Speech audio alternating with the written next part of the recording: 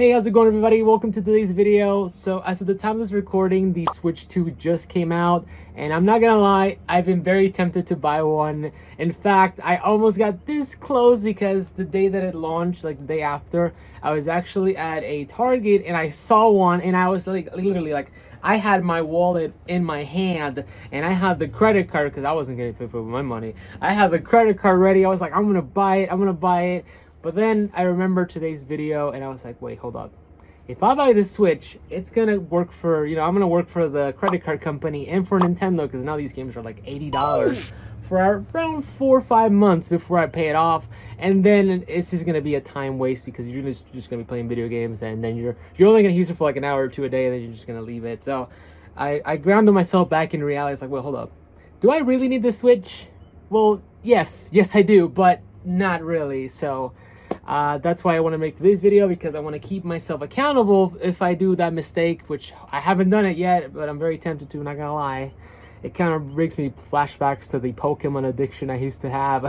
If you guys remember that, I even no, I'll leave the video right here. That video, I got to that point with my Pokemon card addiction. But going back to this video, right? So today's video is going to be a philosophy that I researched and I actually seen people do.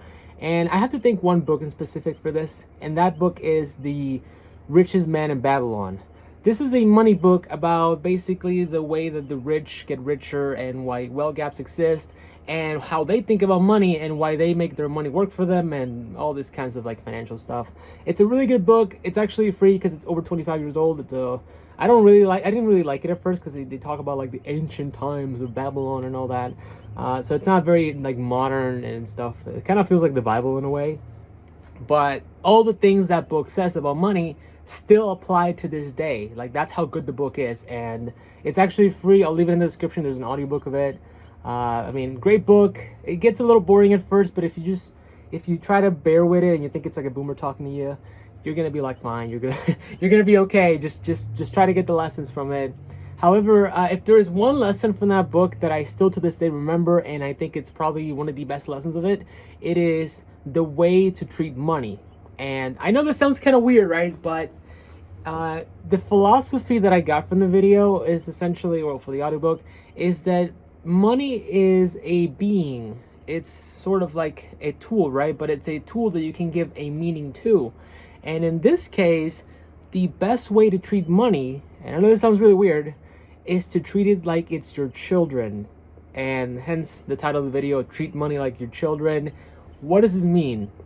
Well, specifically what I'm trying to say is that if we actually think how most people treat money, we don't actually treat money like anything of value. We actually kind of think it's trash because we go into debt from it. We buy stuff we don't need, right? We buy things that we just want at the whim, and we don't think about it long term. We're essentially treating money like garbage, right? And if you think about it, if you ever treated your children like you treat your money, like, you would be a terrible parent. Like, you would be F tier. You would be so bad with it because, you're not treating it correctly. However, if you think of money as a form of children, which, to be fair, you have to work hard for. You have to work hard for your children. You have to sweat for them. Yes, you got to go through a lot of pain to get children and to raise them. And you also have to birth them, which in a way, when you go get a job, whether you like it or not, you're essentially sacrificing time to birth these children into existence, right? You're earning your wage. So by making money your children, in a way, you're like, okay, this is a big responsibility and I gotta do the right thing with it, just like with children, right? And one of the first things this did for me is that it changed my outlook on money. And particularly, it did it in a positive light, because now I'm no longer thinking of money as just this random piece of paper or this tool. I'm thinking about it in a more self-conscious way. Like, I'm actually thinking about, oh my gosh, I actually got to take care of this money. I got to protect it. I got to do what's best for it. And I want to turn it into a good offspring, right? Just like with children, you want to do good for them, right? You don't want to be a bad parent. And essentially what this does is it makes you want to take care of your money, and particularly the way you spend it, the way you invest it, because just like with real children, you want to invest it. You don't want to just hoard it all. I'm like, oh, if they're my children, I'm just gonna hoard all of them. No, because somebody's taking your 2% of your children every year, called the government. You don't want that. You want your money or your children to do well in the future and to be able to grow and become successful, just like your real children, right? You want to invest in them, right? So you take them to good schools, you take your money and put it in things that work for you, things that produce you assets, things that make you have the drive and continuity to make more money. Like if you, like me with a Switch, right? If a Switch 2 drives you to do more Amazon side gigs or drives you to work harder in your job, then by all means buy the Switch 2, because what you're doing with your children is you're no longer butchering them. You're taking your children and converting some of it into a Switch 2, which will give you motivation to continue working, which means you will be able to produce more offspring or more children, and therefore then you can take that children and invest it in something that produces more value to you or creates a good legacy, right? So basically the point is that you want to be self-conscious of the way you spend your money, because it is no longer money, but rather it is an offspring called children, which just happens to look like a Benjamin. And so, by doing this, it just makes you be more self-conscious of money. It makes you treat it better. And in my case, it actually even cured my gambling addiction, because when you're thinking about money as a tool, you just gamble there unnecessarily, because that's my biggest gripe with money. Like, oh my god, okay, I have $500, but like, if it's just $500, I want 5,000, or I want 10,000, or I want 20,000. Well, no, because in order to get those 5, 10, 20 fast, because that's the way you gamble, right? You want fast. You're essentially taking your money and you're putting it in the army, or you're taking it to the butcher shop, which has a high probability they're going to be butchered, and you're being a very toxic parent in a way. You're being terrible with it. And now that I'm actually trying to take care of it, what do I want money? Well, I put it in assets that grow historically in value. I put it in assets that are a countermeasure against inflation. Things like cryptocurrencies, or things like silver or gold, or things like the S&P 500, or maybe housing, or the best investment, which is the producer of the offspring, yourself. You're invested in you. You invested in ways that you're able to drive yourself forward instead of being leached or being like suppressed, because you buy something like food, and you consume all this food, and then you feel like crap after, and you don't want to work. Like, why did you butcher your future children for that? Why did you do that? So in a nutshell, what I just want you to do is treat your money like children, because if you're a good parent, like you should be, you're gonna do well with your money. You're gonna give it a good future. They're gonna create good offsprings. They're gonna become successful lawyers, or successful doctors, or successful, engineers, because you're taking your money, you're putting it in good assets like the S&P 500, or maybe you're putting it in a stock that you really like.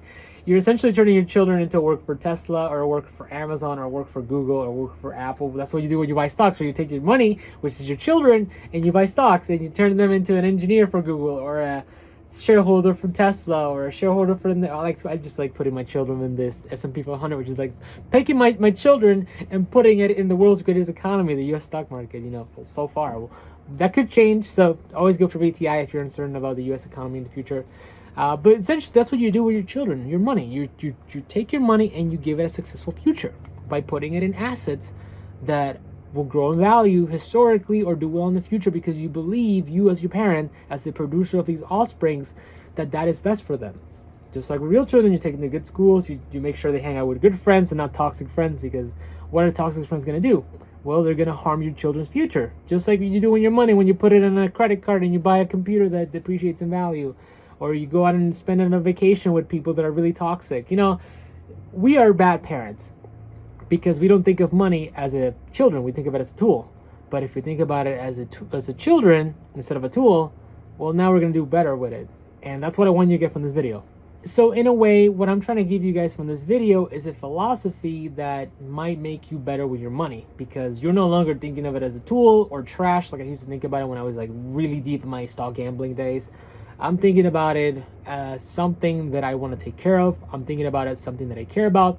And I'm thinking of investing these children, these offsprings that I call children, which are dollars, into something that might make the source of it, aka me, do better in the future. And also these offspring, I want to give them a good future, right? I want to make sure I take care of them and I do well for them and put them in places that they're able to grow and succeed, just like you do with real children. So in a nutshell, I just want you to be a good parent. And if you're a good parent, like you should be, they're going to take care of you. You're going to do well with money, and you're going to succeed. Because all these rich people, believe it or not, they treat their money like their children.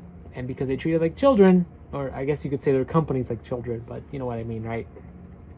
In a way, by treating their assets like children, they produce good offsprings, and then these offsprings work for them, and then they can brag about them like, oh, my children, look how successful they are. Yeah, and that's what you want to do with your children. So anyway, guys, I hope this video helped you guys out. I know it's a weird video, talking about money as children. It's a philosophy that's going to take some time to think about it, but I mean, we work so hard for our money, and we birth these children, and then we go out and consume them, or we spend them frivolously, or we owe it to somebody else. Like, we just do so many bad things with our money that if it were actual children, we'd be like terrible parents. And in a weird way, I think most people are just really bad parents. So, I'm giving you something that, as weird as it sounds, might just work. And for me, it works well. For me, it makes me be more self-conscious of my money. And from the rich people that I talk to and seen them, if you think about the way they treat their money, they kind of treat it like children in a way.